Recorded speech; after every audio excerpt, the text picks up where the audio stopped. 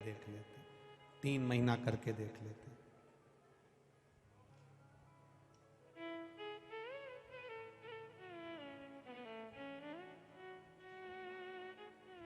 नहीं, विश्वास नहीं है, शिव मंदिर मत जाना। भरोसा नहीं है तो मंदिर तक मत जाओ। हम तो आपसे भी कहते हैं, जितने लोग यहां रोड पर बैठकर कथा सुन रहे हैं, गाड़ियों पर चढ़कर कथा सुन रहे हैं, ट्रैक्टर ट्राली में पन्नी लगाकर कथा सुन रहे हैं, प्रसाद बांटने की टेबल के नीचे घुसकर बैठकर कथा सुन रहे हैं, तप तपाती हुई रोड पर बैठकर कथा सुन रहे हैं, शायद उज्जैन के इतिहास का पहला कथा होगी जहां रोड पर टेबल के नीचे, गाड़ी के नीचे, एम्बुलेंस के पास, फायर ब्रिगेड के पास, जहां मौका मिल रहा है वहां बैठकर कथा सुन रहे हैं। इन सब से केवल इतना सा कहना है, आप तक जहां तक हमारी आवाज जा रही हो, उनसे एक निवेदन है, आपके भीतर विश्वास है, इसलिए आप इतनी चिलचिलाती हुई धूप में बैठकर कथा सुन रहे हो, आपका विश्वास पक्का है, इसलिए आप शिव महापुराण की कथा को इतनी अधिक मात्रा में बैठकर सुन रहे हो। और आपका विश्वास अगर पक्का है तो महादेव की कृपा भी पक्की है, ये निश्चित है। आपका भरोसा पक्का है, आपका विश्वास पक्का है, आपकी दृढ़ता पक्की है। बूढ़ी बूढ़ी माएं पैदल, छोटे छोटे बच्चे चले जा रहे हैं, चले जा रहे हैं।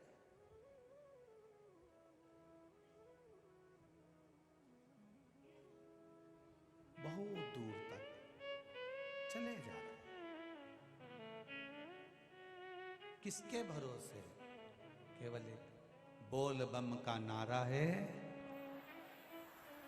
बाबा एक सहारा, उसके भरोसे और किसी के भरोसे।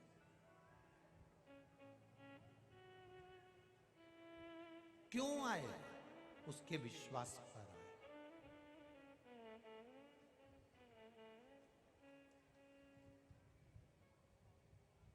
कई लोग हमसे कहते हैं,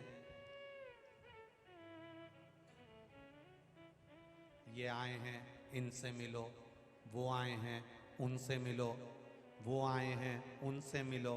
हम एक ही बात कहते हैं, ये भी तो हरियाणा, पंजाब, दिल्ली, राजस्थान, गुजरात सब जगह से आए हैं, तुम तो केवल उज्जैन से आए। अपना घर छोड़कर तुम केवल होटल तक पहुंच गए, अपना घर छोड़कर केवल हमसे मिलने पहुंच गए, तो ये भी तो इतने कोसों दूर से आए हैं। अगर हम इनसे मिलने नहीं आते तो तुमसे भी काय को मिले? किस बेस पे मिले?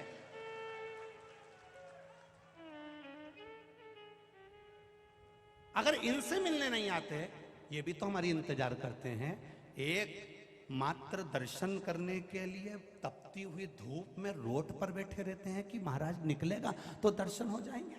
इनका विश्वास, दृढ़ता, और आप होटल पर आकर कहो हमसे मिलना पड़ेगा, हमसे मिलना पड़ेगा, तो दादा हाथ जोड़ उठारा अगरबत्ती लगा के आ जाई मती।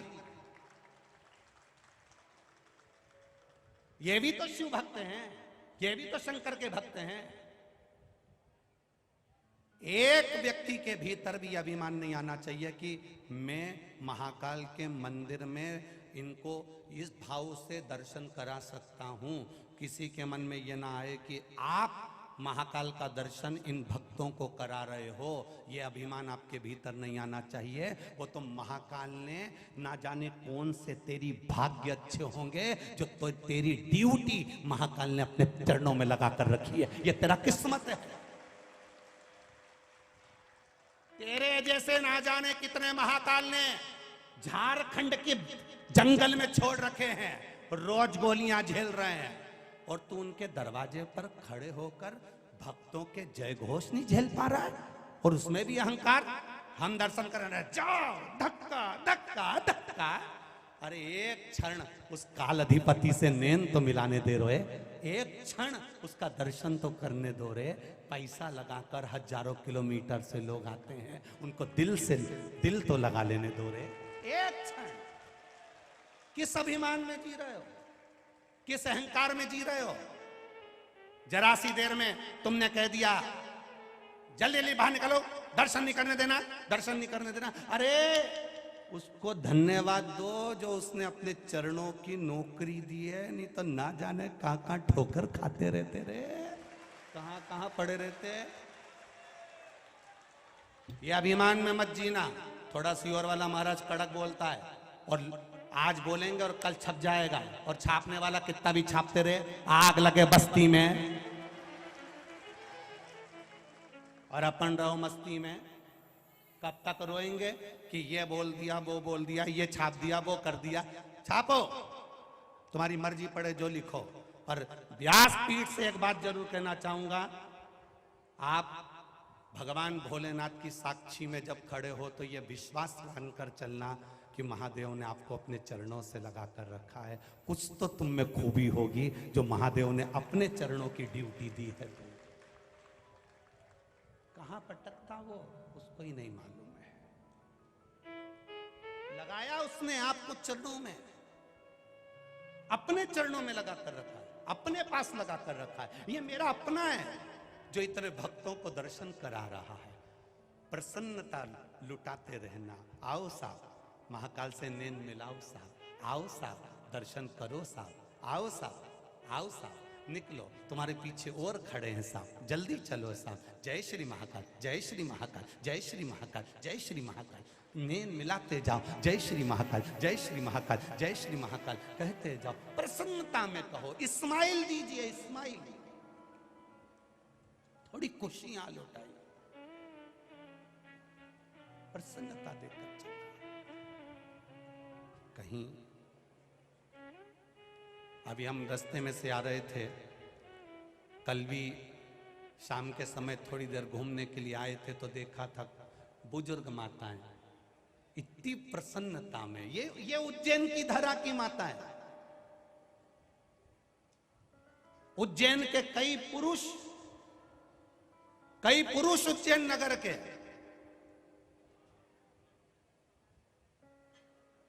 कई जगह पर कथा करने गए, वहां केवल उनके अपने लोग सेवा में लगे रहते हैं, पर यहां जो भोजन भंडारा चल रहा है, लाखों लोग भोजन कर रहे हैं, उसमें उज्जैन नगर के कई पुरुष बड़े बड़े भगोने हाथ से उठा उठा कर ले जाकर रख रहे हैं। धन्य है ऐसे नगर के पुरुषों को, इस उज्जैन नगर अवंतिकापुरी के पुरुषों और माताओं को। एक वो कोई बच्ची है, कुछ थोड़ा बहुत सामान वामान बेइज्जती करती होगी, भावसार करके, कोई उसका नाम में लिख कर ध्यान में आएगा, भावना भावसा, एक लड़की है, कहीं बेटी वो भावना भावसार, और उसकी बहन अगर सुन रही हो तो मैं उसको आमंत्रित करूंगा कि वो मंच पर आए, व्यासपीठ के करीब में।